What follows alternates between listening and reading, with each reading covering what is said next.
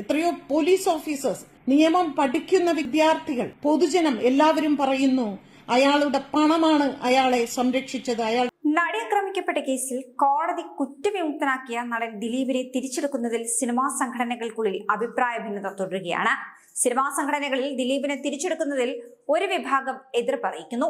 Cinema താരങ്ങളുടെയും നിർമ്മാതാക്കളുടെയും മറ്റും സംഘടനകളിൽ വളരെ സ്വാധീനമുള്ള അംഗമായിരുന്നു ദിലീപ്. നടി ആക്രമിച്ച കേസിൽ ദിലീപ് പ്രതിയായ പശ്ചാത്തലത്തിൽ പുറത്തുനിന്നുൾപ്പെടെ ശക്തമായ സമ്മർദ്ദമുണ്ടായ ഘട്ടത്തിലാണ് ദിലീപിനെ ഈ സംഘടനകളിൽ നിന്നും നീക്കം ചെയ്യുന്നത്.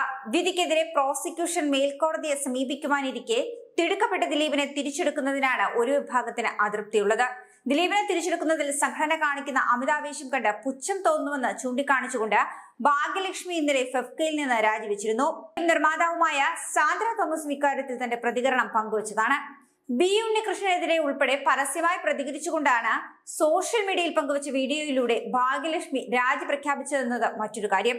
പ്രതിയുടെ പണമാണ് അയാളെ രക്ഷിച്ചതെന്ന ബോധ്യം പൊതുസമൂഹത്തിനുള്ളപ്പോൾ അയാൾ കൂടി ഭാഗമാകുന്ന സംഘടനയിൽ തുടരുന്നത് തന്നോട് തന്നെ ചെയ്യുന്ന തെറ്റാണെന്ന ബോധ്യത്തിലാണ് രാജി എന്നാണ് ഭാഗ്യലക്ഷ്മിയുടെ പ്രതികരണം.